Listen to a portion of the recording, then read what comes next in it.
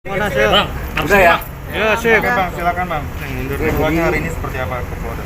Iya, jadi hari ini tujuannya adalah kedatangan kita ke SPKT Polda Metro Jaya untuk melaporkan secara resmi terkait unggahan konten channel YouTube milik Anji.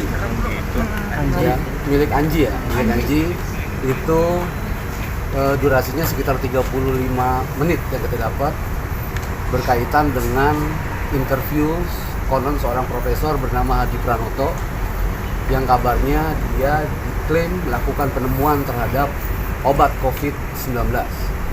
Konten itu sempat beredar viral waktu 3 hari sejak hari Sabtu sampai dengan Minggu, kemudian belakangan kita tahu bahwa itu di take down oleh pihak YouTube. Kenapa? Karena bisa jadi memang konten yang ada dibuat di situ kontroversial.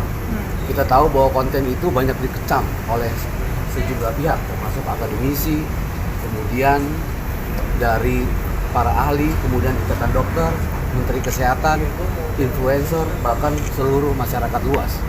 Pernyataan yang dianggap kontroversial dalam keterangan dari si profesor itu pada saat dilakukan interview antara lain adalah menyebut soal penanganan model rapid test dan swab test yang kabarnya dia punya teknologi atau digital teknologi yang dinamakan, biayanya itu cukup 10.000 dan 20.000 katanya. Padahal kalau kita tahu di rumah sakit yang pada saat ini dan itu dijadikan sebagai syarat penerbangan, sejumlah masyarakat biayanya bisa mencapai ratusan ribu, bahkan sempat menyentuh level jutaan untuk swab.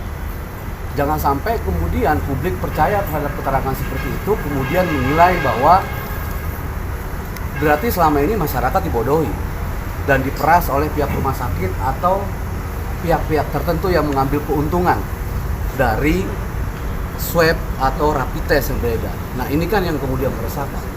Kemudian yang kedua, pernyataan kontroversial lainnya adalah berkaitan dengan penemuan COVID, penemuan obat COVID.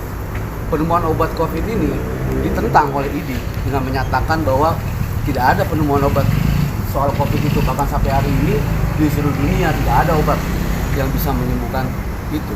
Tetapi kalau kita melihat si profesor ini mengatakan di dalam interviewnya begitu memastikan bahwa dia bisa menyembuhkan dengan korban yang sudah disembuhkan bahkan sehat segala macam, dan pada saat closing statement dilakukan oleh Anji terkesan bahwa ada upaya penggiringan opini publik, dia sudah meminum itu, badannya sehat, bahkan kemudian sambil secara terbuka terang-terangan melakukan salaman. Nah ini kan kontraproduktif sebetulnya dengan apa yang kemudian disampaikan oleh pemerintah tentang jaga jarak, social distancing dan sebagainya.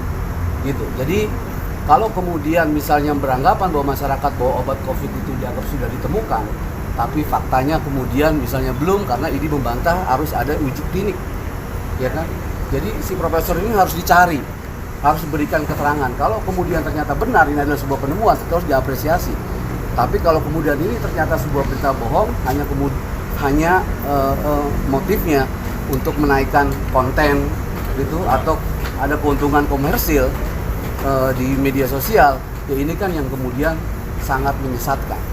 Nah ini yang saya kira perlu untuk dilaporkan. Kemudian pertanyaannya adalah kenapa kita yang melaporkan?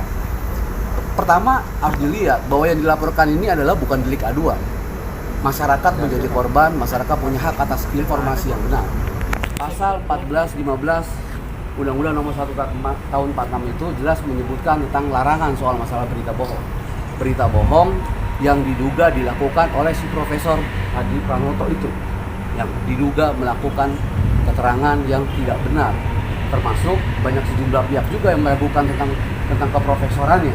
Tetapi itu biarkanlah nanti polisi kemudian melakukan penyelidikan. Nah kemudian bagaimana dengan Anji sebagai pemilik channel YouTube yang kemudian menyebarkan itu? Tindakan itu kemudian juga dilarang di dalam pasal 28 ayat 1 Undang-Undang ITE. Nah dalam pasal 28 ayat 1 Undang-Undang ITE itu dikatakan bahwa barang siapa dengan sengaja menyebarkan berita bohong yang dapat menimbulkan kerugian konsumen.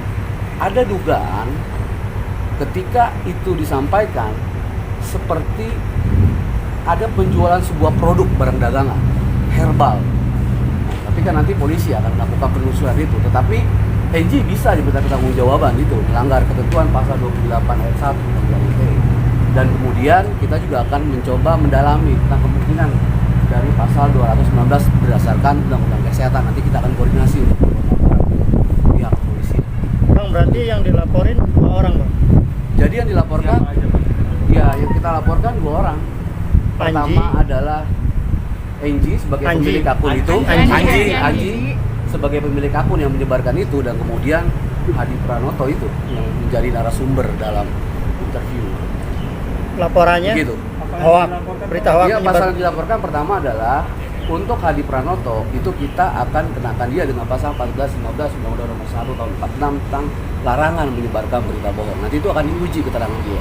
Betul nggak bahwa dia katanya juga menganggap dirinya sebagai ilmuwan, salah satu ilmuwan dari 4 ilmuwan yang tim medis di dunia yang berhasil menemukan COVID ini.